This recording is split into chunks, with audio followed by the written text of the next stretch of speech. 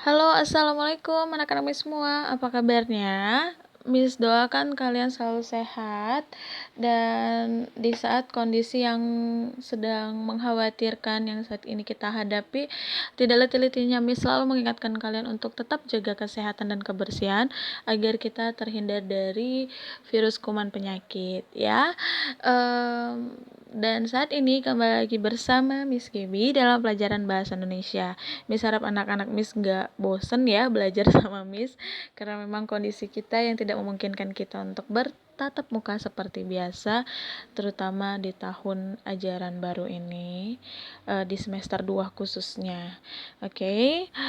Namun keadaan ini yang memaksa kita untuk tetap seperti ini, jadi Miss harap untuk kalian dapat memaklumi keadaan ini dan tetap semangat belajar daring ya. Nah, kita masuk ke materi kita.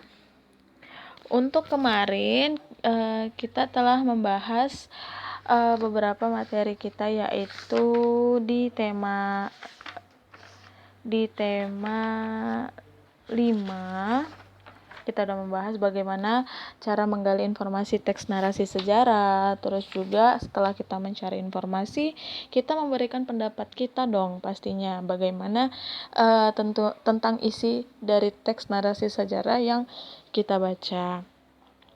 Lalu yang kedua, setelah kita memberikan pendapat, kita juga sudah bahas materi bagaimana cara menuliskan informasi penting teks narasi sejarah ya. Setelah itu kalian juga pertemuan sebelumnya kita sudah membahas mendengarkan teks narasi sejarah. Nah, untuk itu kita masuk ke materi baru, yaitu membuat kesimpulan teks narasi sejarah. Nah, kita sudah mempelajari kemarin itu di pertemuan semester 1 kalau nggak salah, membahas bagaimana cara membuat kesimpulan. Nah, kesimpulan teks narasi. Sebelum kita lanjut ke materi, apa sih yang dimaksud dengan kesimpulan, Miss? Nah, seperti di kotak info, kalian bisa membaca. Kesimpulan adalah hasil akhir suatu bacaan. Jadi, kesimpulan itu dapat diperoleh dengan memahami bacaan secara keseluruhan. Jadi kamu memahami terlebih dahulu apa bacaan atau teks yang kamu baca. Setelah kamu membacanya dan memahaminya secara tidak langsung, kamu nanti dapat membuat hasil akhir dari suatu bacaan itu dengan berisi garis-garis besarnya saja atau inti-inti permasalahan yang ada di dalam teks. Jadi, setelah kamu menemukan informasi keseluruhan dalam teks, kamu dapat membuat kesimpulan. Nah, biasanya dengan membaca kesimpulan teks, kamu dapat mengerti isi bacaan secara garis besarnya saja. Ya, jadi kesimpulan itu hanya berisi inti-inti atau garis besarnya dari permasalahan ataupun isi si teks itu gitu. Nah, kesimpulan biasanya disampaikan dalam bahasa yang lugas dan singkat. Jadi, di buku kalian ini, perhatikan kembali teks berjudul Penentang Tanam Paksa, halaman 63. Bagi yang punya buku bisa buka mundur untuk di halaman 63. Nah, di sini ada teks. Kemarin kita sudah membahas materi ini ya, tapi materi tersebut ini berkaitan dengan memberikan pendapat. Nah, di sini ada penggalan teks narasi sejarah. Nah, tentang berjudul Penentang Tanam Paksa.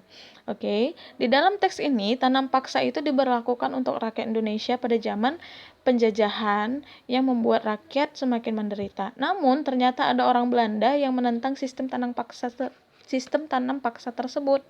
Nah, orang Belanda tersebut bernama Edward Douwes Dekker dan Van Hove. Douwes Dekker adalah seorang mantan asisten residen Lebak. Ia berani menyuarakan ketidaksukaannya melalui buku yang berjudul Max Havelaar. Nah, dalam buku tersebut diceritakan tentang penderitaan rakyat Indonesia akibat pelaksanaan tanam paksa. Hampir 31 tahun bangsa Indonesia mengalami keterbelakangan dan kebodohan.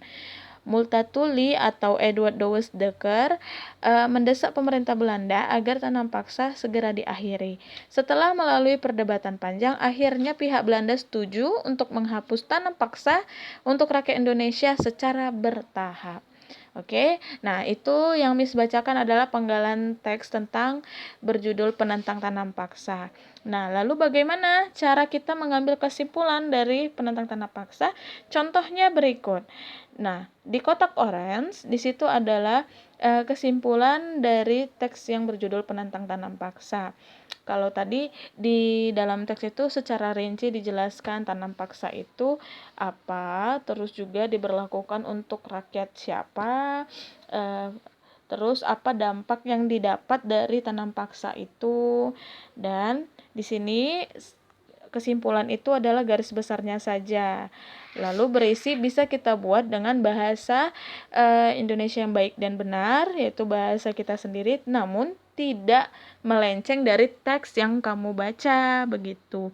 Nah, di sini kesimpulannya, Multatuli atau Edward Douwes Dekker adalah mantan asisten residen Lebak dari Belanda. Nah, itu tadi ada di teks ya. Jadi menjelaskan bahwasannya siapa sih yang menentang ini, yaitu Edward. Terus apa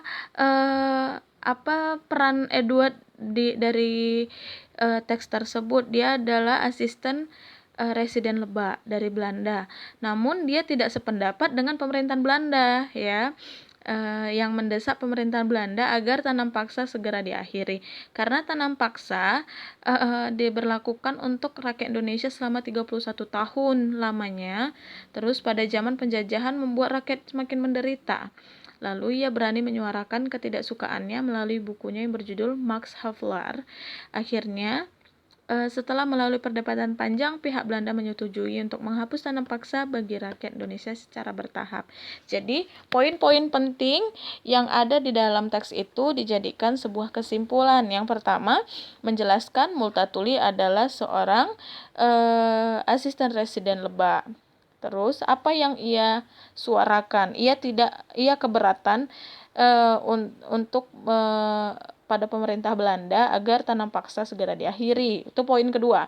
Terus poin yang ketiga, tanam paksa berapa lama tanam paksa itu diberlakukan? Yaitu sebanyak selama 31 tahun pada zaman penjajahan. Nah, apa dampak dari tanam paksa tersebut? Rakyat Indonesia menjadi menderita, mengalami keterbelakangan dan kebodohan. Itu poinnya yang keempat.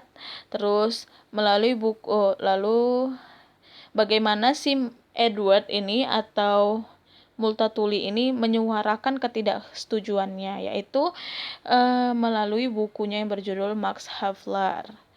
Nah, terus kesimpulan akhirnya, apakah ending dari teks tersebut, apakah Belanda menyetujui atau tidak? Nah, di situ ditulis juga setelah melalui perdebatan panjang, pihak Belanda menyetujui untuk menghapus tanam paksa bagi rakyat Indonesia secara bertahap. Nah, begitulah kesimpulan dari teks yang berjudul Penentang Tanam Paksa. Jadi kesimpulan itu hasil akhir suatu bacaan yang berisi inti-inti dari garis besar dari teks tersebut. Jadi tidak secara menyeluruh kamu tulis, tidak. Namun poin-poinnya, misalnya tadi di paragraf 1 membahas tentang apa, ya.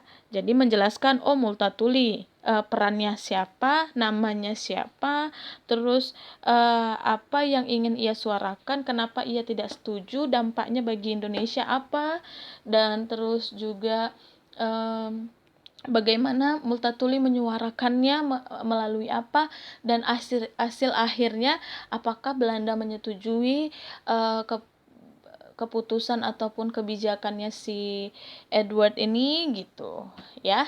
Jadi kesimpulan itu seperti itu ya, Nak. Nah, Miss harap anak-anak Miss paham bagaimana cara membuat kesimpulan. Kamu harus membaca secara keseluruhan isi dari teks yang kamu baca. Setelah itu kamu temukan poin-poinnya untuk dijadikan sebuah kesimpulan. Ya. Nah, untuk itu, kegiatan 5.4 halaman 67, di situ ada judul sebuah teks narasi sejarah, yaitu berjudul Peran Sumpah Pemuda dalam Menyatukan Bangsa. Nah, jadi anak-anak Miss baca dulu teks narasi berikut, lalu buatlah kesimpulan dalam satu paragraf saja, ya. Nah, satu paragraf saja buat kesimpulannya. Gunakan bahasa Indonesia yang baik dan benar. Seperti yang Miss jelaskan tadi, caranya kamu hanya membuat satu paragraf. Satu paragraf itu bagaimana, Miss? Nah, di dalam teks ini ada 3 paragraf. Kamu bisa lihat untuk kata pertama, kata awal ini yang menjorok ke dalam itu dari awal tersebut sampai titik itu adalah satu paragraf ya. Jadi kata berkat ini yang menjorok ke dalam kedua ini udah paragraf kedua gitu. Jadi kalau kamu disuruh membuat kesimpulan dalam satu paragraf berarti contohnya seperti di atas ini dari kalimat yang menjorok ke dalam sampai titik paling akhir sebelum masuk ke paragraf baru atau alinea baru ya. Jadi satu paragraf itu seperti itu. Dan yang isinya apa saja, Miss? Yang seperti contoh tadi si judul penentang tanam paksa, apa inti-inti dari teks itu kamu jadikan satu garis-garis besar dari permasalahan di teks narasi itu kamu jadikan satu. Nah, itulah yang disebut dengan kesimpulan. Seperti contoh yang di kotak kuning, ini namanya sebuah kesimpulan dalam jumlah satu paragraf, ya. Nah, karena udah banyak informasi yang di garis-garis besarnya saja yang ditulis di sini. Multatuli, perannya apa, terus berapa lama tanam paksa, siapa yang mendesak Belanda untuk memberhentikan tanam paksa, terus bagaimana dampaknya, berapa lama bagi Indonesia, apa yang dialami Indonesia dari tanam paksa, dan seterusnya. Jadi seperti itu ya untuk cara mengerjakan kegiatan 5.4. Oke, kerjakan di buku latihan kamu. Jika ada yang tidak dimengerti, silakan tanyakan di kolom komentar atau bisa WA Japri Miss. Jadi anak-anak Miss jangan lupa saat mengerjakan tugas selalu buat tanggal pengerjaan di saat materi berlangsung ya. Jadi seperti hari ini tanggal berapa, nah kamu buat untuk tugas di atasnya tanggalnya. Oke. Sekian dulu materi hari ini. Assalamualaikum warahmatullahi wabarakatuh.